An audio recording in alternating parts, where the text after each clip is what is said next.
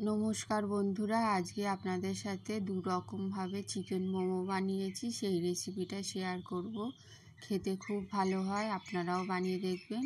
প্রথমে চিকেনের পিসগুলো দিয়ে দিচ্ছি। এখানে 8 পিস চিকেন আছে।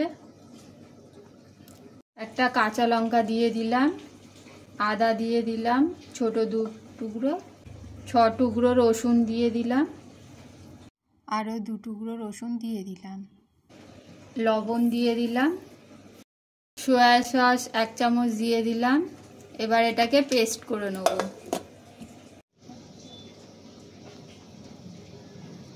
1 চামচ ভিনিগার দিয়ে দিলাম। 1 চামচে হবে? হ্যাঁ, 1 চামচে হয়ে যাবে। এবার সব কিছু খুব ভালো করে মেখে নেব। এই যে লঙ্কাটা ভালো পেস্ট হয়নি। চিকেনে মশলা মাখিয়ে এবার এটা আমি ফ্রিজে রেখে দেবো। সকালে এটা মাখিয়ে রাখছি আর বিকেলে এটা বানাবো। আদা রসুন আপনারা কুড়েও দিতে পারেন, চিকেনের সাথে একসাথে পেস্ট না করে। এখানে ময়দা নিয়ে নিয়েছি আর কিছুটা সাদা তেল দিয়ে দিয়েছি, আর এর মধ্যে অল্প একটু লবণ দিয়ে দিচ্ছি। এবার এটাকে জল দিয়ে মেখে একটা ডো তৈরি করে নেব। ডোটা তৈরি হয়ে গিয়েছে, এটা ঢাকা চাপা দিয়ে 10 মিনিট রেখে দেবো। এখানে পেঁয়াজ কুচি, টমেটো কুচি আর একটু গরম মশলা নিয়ে নিয়েছি, আর গোলমরিচ গুঁড়ো একসাথে মাখিয়ে নিতে হবে। অল্প একটু চিকেন আলাদা করে রেখে দিলাম। কড়ার মধ্যে সর্ষের তেল দিয়ে দিয়েছি। এবার এর মধ্যে পেঁয়াজ কুচিগুলো দিয়ে দিলাম। পেঁয়াজটা একটু ভেজে নেব। পেঁয়াজটা খুব বেশি ভাজবো না, অল্প একটু ভেজে নেব। পেঁয়াজ হালকা একটু ভাজার পর এর মধ্যে টমেটো কুচি দিয়ে দিলাম। টমেটো কুচিটা একটু ভেজে নেব। টমেটো কুচিটা কিছুক্ষণ ভাজার পর ম্যারিনেট করা চিকেনটা দিয়ে দিলাম। এবার চিকেনটাকে খুব ভালো করে ভেজে নেব। চিকেনটা পেস্ট করার ফলে একটার সাথে একটা জড়িয়ে গিয়েছে। খুন্তি দিয়ে এটাকে ভেঙে ভেঙে একটুখানি আলাদা করে নিলাম, আর গোলমরিচের গুঁড়ো দিয়ে দিলাম, আর অল্প একটু গরম মশলার গুঁড়ো দিয়ে দিলাম। আবারও সব কিছু খুব ভালো করে মিশিয়ে নিলাম। চিকেনটাকে এইভাবে খুব ভালো করে একটুখানি রান্না করে নিতে হবে। এই 5 মিনিট মতন রান্না করে নিয়েছি। এবার ঠান্ডা হওয়ার জন্যে রেখে দেব। ময়দা ছোট ছোট লেচি করে নিতে হবে। লেচি করে এটা পাতলা করে বেলে নিতে হবে। অল্প একটু তেল দিয়ে এটা বেলে নিয়েছি।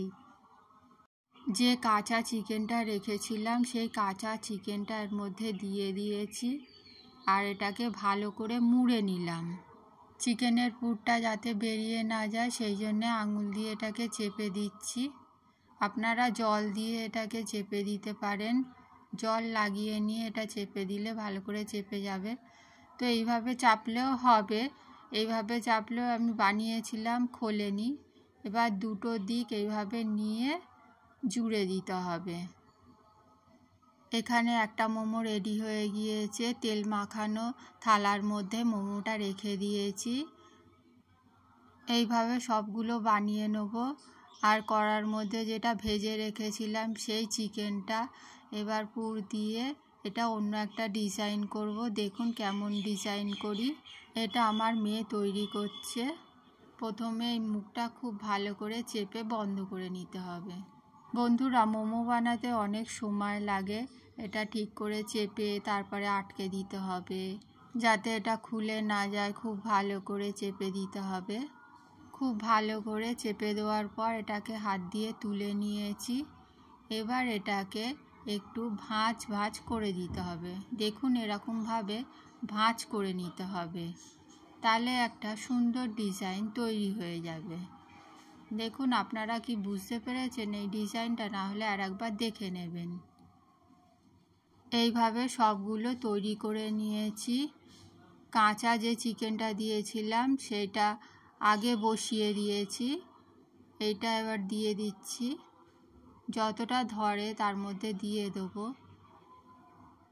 একটা পাত্রে জল বসিয়ে দিয়েছি, তলায় জল আছে, আর ওপরে এই ফুটো থালাটা বসিয়ে দিয়েছি। এই ভাপে এই চিকেন মোমোটা সেদ্ধ হয়ে যাবে। ওপরে একটা ঢাকা দিয়ে দেবো। কাঁচা যেটা চিকেন দিয়েছি সেটা একটু আগে বসিয়ে দিয়েছি, ওটা একটু বেশি সময় লাগবে, আর রান্না করা চিকেনটা একটু কম সময় লাগবে, সেই জন্য পরে দিলাম। কাঁচা চিকেনটা 25 মিনিট ভাপিয়েছি আর রান্না করা চিকেনটা 20 মিনিট ভাপিয়েছি। বন্ধুরা, আমি যেভাবে চিকেন মোমোটা বানিয়েছি সেইভাবে বানালে খেতে খুব ভালো হবে, আপনারাও বানিয়ে দেখবেন। আর রেসিপিটা ভালো লাগলে একটা লাইক দেবেন। ফিরে আসবো নতুন একটা রেসিপি নিয়ে। পুরো রেসিপিটা দেখার জন্য অনেক অনেক ধন্যবাদ।